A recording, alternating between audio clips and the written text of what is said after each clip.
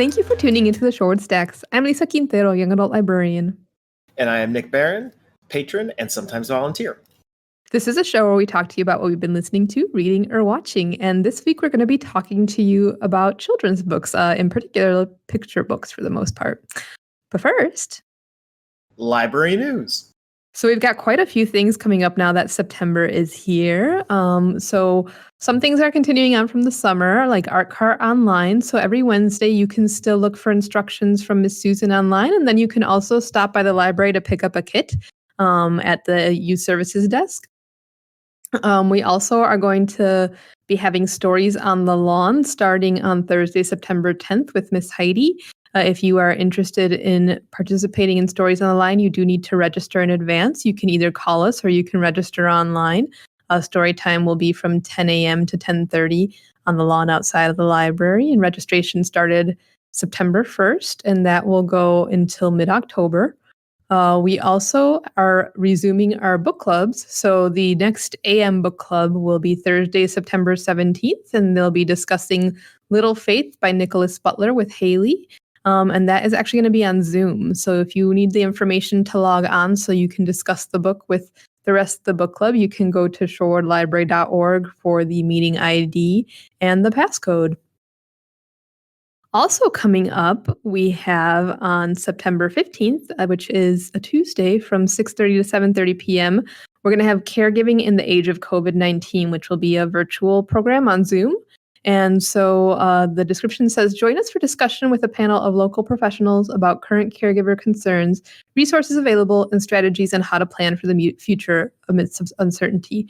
So this is going to be sponsored by the Shorewood Dementia Awareness Workgroup and the Milwaukee Department of Aging, as well as by the Shorewood Senior Center. And it does require registration. So you can also go to shorewoodlibrary.org and go to our calendar and click on the link for this event if you'd like to register for it. And finally, we are going to be doing teen take and makes throughout the summer or throughout the fall as well, just like we did throughout the summer. And the next one of those will be on Thursday, September 17th, and it'll be to make your own mini zine.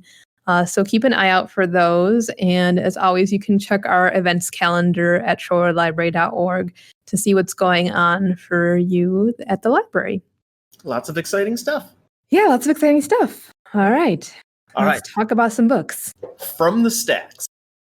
All right. So you were going to talk a bit about books that you enjoyed a lot from when you were a child, right? So what is the first book that you remember your mom or dad reading to you? Okay. So the first one that really sticks out in my mind is There's a Monster at the End of This Book. Sesame Street Grover? Is that the... Yep, indeed. It is by John Stone. Mm-hmm. And obviously it's a very simple book. Each page is flipping through. Grover is terrified. It's a book about fear, and Grover is terrified that you're going to flip to the end of the book and release the monster. And so on every page, he builds some sort of contraption in order to, or some sort of wall or barricade in order to prevent you from turning the page. And of course, you turn the page and it destroys all of Grover's work and leads you closer to releasing the monster at the end of this book. At the very end of the book, spoilers, there's no monster at the end of the book, and he's got nothing to be afraid of. It's been a long time since I read that one. I thought he was the monster at the end of the book, but maybe I'm wrong, because technically Grover's a monster, isn't he? He's a Muppet. He's a monster. He's a Muppet, but no, he's afraid of monsters. Okay. And I always loved it because my mom, it's the type of book that a parent can read with great gravitas, lots of drama, and my mom did a great job every time she read it. I was telling you the other day of my mom doing row, row, row your boat, and the boat tipped over and tipping me way back. Like she had that same type of excited, dramatic energy that you would pull off when you would do something like that. And I absolutely loved it. Like I've mentioned before, my mom was a preschool and first grade teacher for many years, and So I remember her reading a lot of books to us with a lot of emotion, and it just made them so much more exciting and made me want to learn how to read. Yep. Yeah, the first one that I think I remember having really good memories about was Corduroy by Don Freeman. And Corduroy is about this little teddy bear who this little girl, Lisa, of course, I liked it because there was a little girl named Lisa and she was a little brown girl. She goes to the store and she really likes this teddy bear and but she can't have it. And so then we see this teddy bear's adventures overnight in the store. And then the next day, she gets the teddy bear and she takes it home and then her mom like fixes up its button because it's missing a button from its he's wearing like overalls and he's missing a button from his overalls. And so he goes around all night trying to find a button. And I remember one part vividly of him trying to like rip a button off of a mattress to replace his button on his overalls because he thought that, Lisa didn't want him because he was defective because he was missing, this button and he wanted somebody to take him home so that he could, have somebody who would love him. And I remember that story really sticking with me as a kid.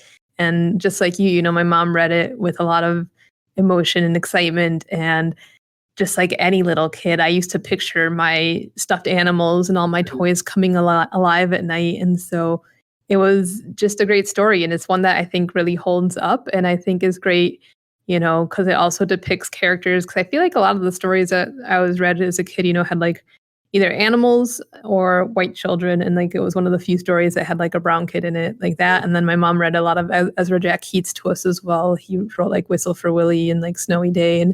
And so I remember being, excited that there was this book where this kid did not look like all the other kids. He looked more like, kids that I knew. So yeah. It's funny. It's funny, like looking at my list and some of the things that I left off the list. Mm-hmm. A lot of the stories that I gravitated to were stories about not people. Like not listed here are things like, Clifford or Curious George or where I really, Grover, it's for some reason I always liked not humans. Yeah. I don't know what that says about me, but yeah. All right. So what's the next book that you were going to talk about? Okay. So the next one is actually one of the few children's books that I can think of that does involve a human. And it's an interesting one because it's about apathy. Pierre by Maurice Sendak. And you said that Maurice Sendak was responsible for Where the Wild Things Are, which surprisingly is a book that I never read as a child. I've never read. I've never seen the movie. I've never read the book. I know what the monsters look like. I could tell you that the book exists and that is a famous and much beloved book. Never read it. Such a great book. Yeah. But yeah, the story of Pierre is a kid who responds to everything that he is asked with the words "I don't care." And at the end of the book, he is faced with a lion, and the lion says, "I'm going to eat you," and he says, "I don't care," and the kid gets eaten by the lion. I feel like there probably was more to it than that, but that was the thing that like stuck out in my brain. And I think that that it really reinforced the damaging qualities of apathy. And so, yeah, I think that kind of helped. That kind of helped shape who I am. Makes sense. Yeah, I remember. I vaguely remember that one. I also remember my mom reading Chicken Soup with Rice, I think, by him, and that was like a collection of stories. And I think the Pierre one was in a collection of stories too. But yeah, the other book that I remember from my childhood that I liked a lot was Miss Nelson is Missing, and I think I liked that book a lot because my mom, like I said, was a teacher, and so it gave me it gave me a different view on teachers. Because my mom was my mom, and when you're like 3, you don't think of your mom as a teacher, but your mom's a teacher, and then you think of your teachers as not being like real people. You think of them as living at school, and like you don't think of them as being at the grocery store or at home. And so Miss Nelson is Missing is by Harry Allard and James Marshall. And it's this story of this teacher, and she's like the teacher of I don't know, like second or third grade class, and the kids are just awful in her class, and they're really mean to her, and they're like throwing things, and they're just being bad kids, and they're disrespectful. And so one day she decides to go to school dressed up as this like evil, mean teacher. And so she dresses up in like witchy clothes and like puts on this wig and like puts like on this big nose, and like, she looks kind of like she's a witch, and she is very strict with them, and they all are like cowering in their chairs because this new teacher the substitute is so terrifying, and they just want Miss Nelson back, and if only they could have Miss Nelson because she was so nice. And then finally, spoiler alert, at the end of the book, Miss Nelson comes back, and we find out that she was the one who had dressed up as the substitute, and it was her all along. But the kids learned to appreciate her because they didn't realize how good they had it until she wasn't around anymore. The modern interpretation, she just went through a goth phase. But yeah, I remember liking that a lot because, my mom would tell us stories about her students and how bad some of her students were. And, just being like, why are they mean to my mom? Like, my mom's a nice teacher, and then going to class, but also not equating the two, but that story started to make connections in my head of like, oh, like my teachers are just like my mom, and they go home and they might have kids and they go grocery shopping and they don't live at school. And like, it helped me form those connections. It's funny when you first started saying that about the relationship with teachers, I immediately heard the Peanuts teacher voice in my head. I did that very poorly, but that's okay. I think everybody knows what you're talking about. Yes. But yeah, one of the other ones when we were going through this that stuck out in my mind is one that we didn't own. Mm-hmm. In fact, I don't know if my mom originally got it out from the library or if we saw it at the dentist's office, because I have this vivid memory of seeing the book at the dentist's office as well. But it's Sneetches and Other Stories. Seuss, right? Yep, Dr. Seuss. I don't know what Dr. Seuss's intent was with that one. If it was like about if it was about race or what it was about. I took it as my reflection on it was about conformity, or it could have been about class. Would have been a possible interpretation as well.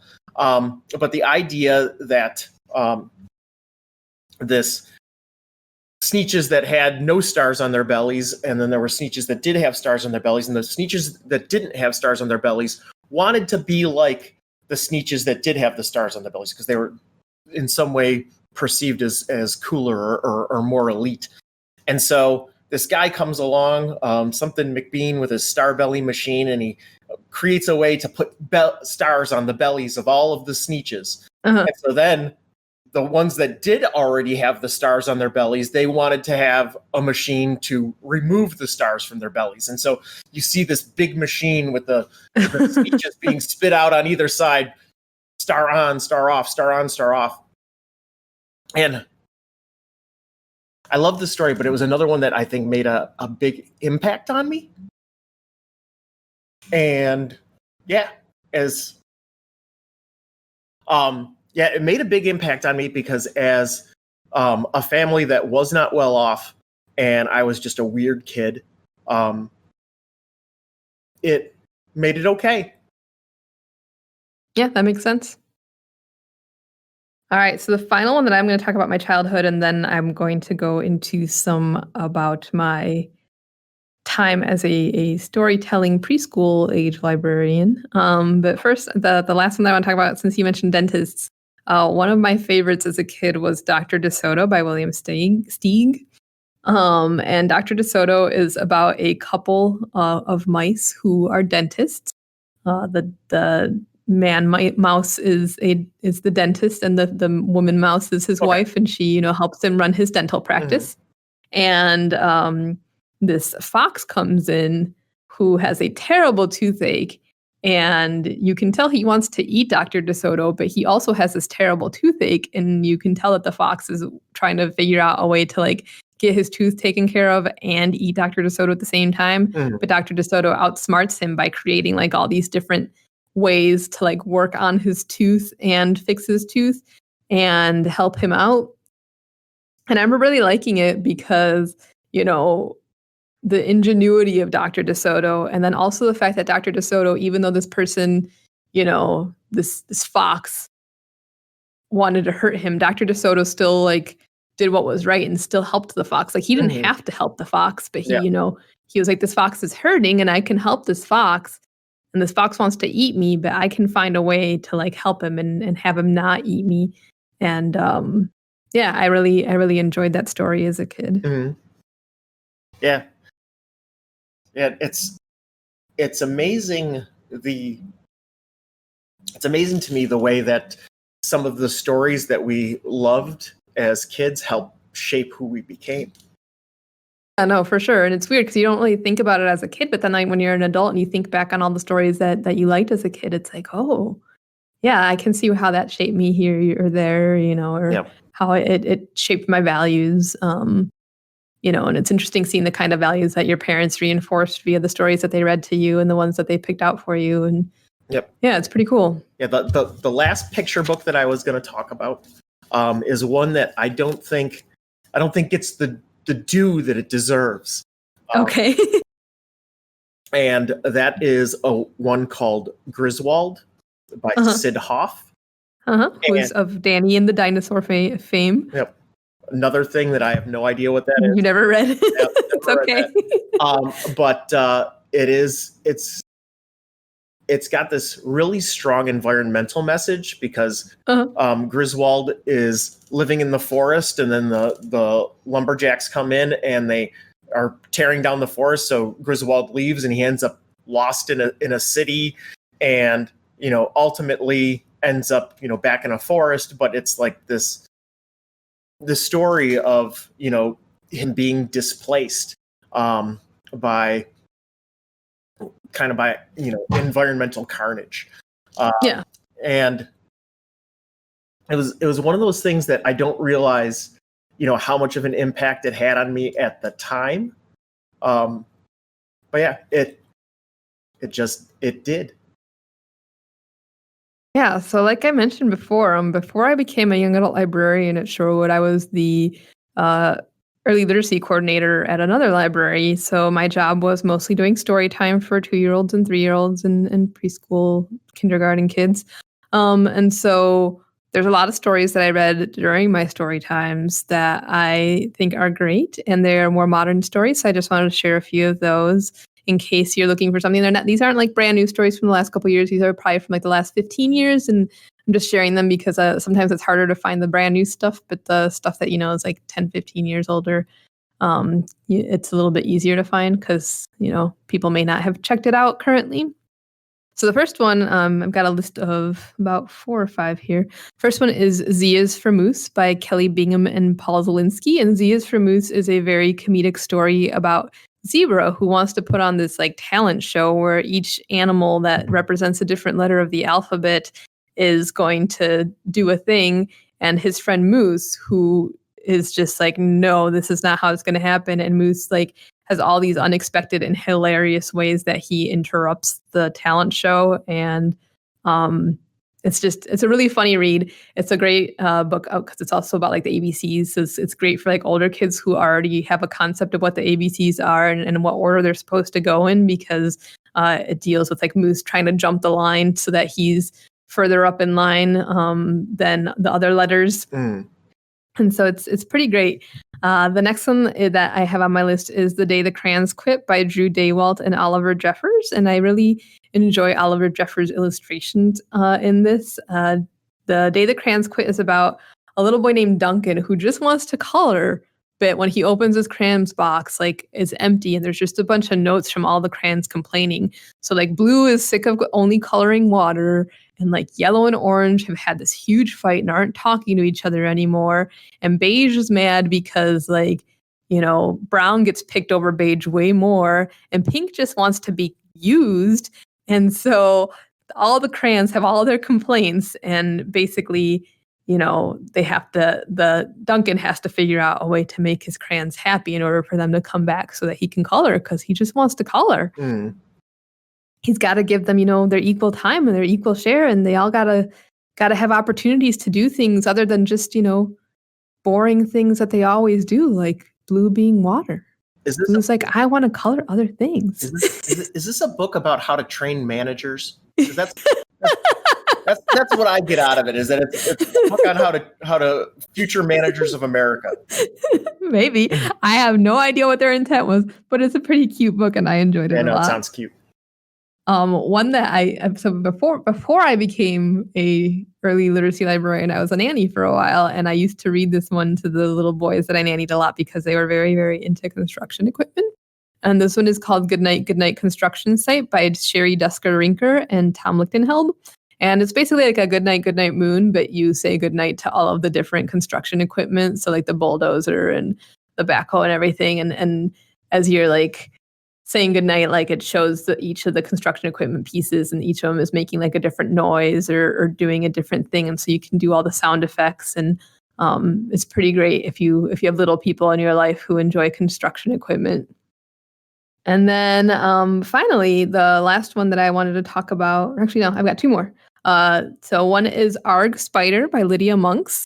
And that one is particularly entertaining for me and for people who do not like spiders. Because it's basically about this spider. And it's funny because the story, I read this as an adult, reading it to little kids.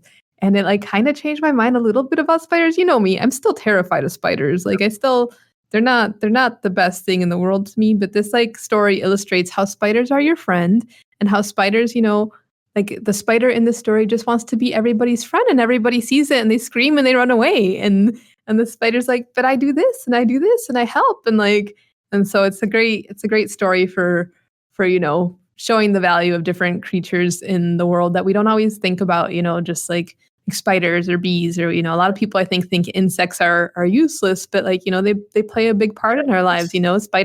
Spiders eat the mosquitoes. Spiders keep other bugs out of our houses. Without spiders, without bees, the world would not be a very good place. No, it would not be. So, and then the final one that I have here is Oh No George by Chris Houghton. And Oh No George is one that I would often do for story time. That is great for probably like 3 or 4 year olds. And it's basically the story of this dog who his owner tells him before he leaves, I want you to be very good, George. I'm going out for, I got to go to wherever the owner's going, and, just behave. And as soon as the owner leaves, George gets like into a fight with a cat, and he's chasing the cat all over the house, and he knocks over this thing, and he like destroys a cake, and he knocks over the garbage and all these things. And then at the end, his owner comes home, and his owner's just like going from room to room saying, oh no, George, because George, destroyed all these things. And George looks so sad because he knows that his person is upset with him. But then at the end, instead of being punished, George is taken out on a walk and gets to go on a walk around the park. And so I think, for little children, it's very reassuring because, it shows that, you may do things that get you in trouble, but at the end of the day, your parents still love you, and they still, will take you out and do fun things. And I think it's a reassuring story. And it's also, funny because I think a lot of little kids can relate to getting in trouble and doing things that they're not supposed to be doing. So yeah, all those are ones that I recommend. And if they're not available here at Shore, most of them are, but there's a couple that are not, but they're available within the Milwaukee County system. And I believe all the books that you mentioned, and I know all the books that I mentioned from my childhood are also available either here at Shorewood or within the Milwaukee County system. Indeed. And so you had one more that you wanted to talk about? I have one more book that I want to talk about, but while we're talking about children's stories, I just want to tell my chip on my shoulder story about the one time we don't have kids, or I don't have kids. We don't have kids. I don't have kids either, so I don't know why you switched it like that, but okay. So I've only ever read a story to a child once. And what was the story? Because Lisa, you were there. Yes, the story was, what story was it? It was... Because I always want to say it's Goodnight Moon, but it wasn't Goodnight. No, it wasn't Goodnight Moon. I need to look this up. It was by Lemony Snicket, and I think it was called something about the dark. I think it's just called The Dark. Let me look it up real quick here. Not to be confused with the great record by the band Metal Church. But yeah, so yes, it is just called The Dark by Lemony Snicket, also known as Daniel Handler. Okay, so this was my one moment in the sun to read a story to a child. And with 1 page remaining, dinner was called and the kid ran off, and I never got to read the end of the book. And for some reason, You were so sad. Yep. That's just life with children, Nick. I guess I'm better off. Oh. But no, children are great. Children are great, but they're little heartbreakers. So the last thing that I was going to talk about is actually a children's book that I did not read as a child. Lisa introduced me to this book about 10 years ago. She wanted to introduce me to Espanol. And reading children's books is a great way to build your vocabulary with things that are simple. And so she brought home Harry El Perrito Sucio by Gene Zion. So Harry the Dirty Dog, and it is, as I said, it's a great way to start building that vocabulary. But that story made me so sad. It's funny because being an adult and having this strong emotional response. If you go back to the episode where we talked about Benji the Hunted, I get these very emotional responses to these children's stories having to do with animals. But yeah, I was so upset for the situation that this Harry the Dirty Dog was enduring because nobody recognized him, and it was his fault because he goes out and he gets all dirty, and how is anybody supposed to recognize him? He's rolling around the dirt. He's playing, in gravel. He dug his way out from underneath his family's fence and runs all over the city and gets super dirty, and he gets home and nobody recognizes him because he's so dirty. And it tore my heart out. So yeah. But then at the end, it has a happy ending. They give him a bath. Because he hates bath time. Mm. And at the end, he runs upstairs and he gets the brush and he gets the soap. And, they're like, oh, I think he wants a bath. And then but they're like, but Harry would never want a bath. Like, this is crazy. And then they take him upstairs and give him a bath. And guess what? It's Harry. Luckily, Harry was that smart. Otherwise, they never would have taken him back. Awful story. It's a cautionary tale. It's just like your Pierre. Yes. It's like you're fine with Pierre getting eaten by a lion, but Harry's family not recognizing him. It's like it scarred you. But yeah. Much stronger emotional response when it's a dog. Yes. So, but yeah, no, these are all great stories. As always, thank you for listening to the Short Stacks. You can find us on Podbean, iTunes, and Spotify. If you have any questions for your hosts, give us an email at shorewoodstacks@gmail.com or contact us via our social media channels. We are on Twitter and on Facebook as the Shorewood Public Library. Until next time, thanks for listening and be well.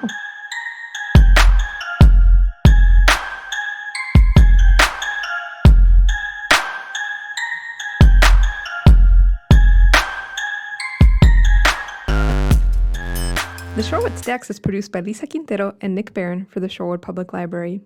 Music for the show was created by Kevin MacLeod. The song is titled Ice Flow and can be found at incompetech.com.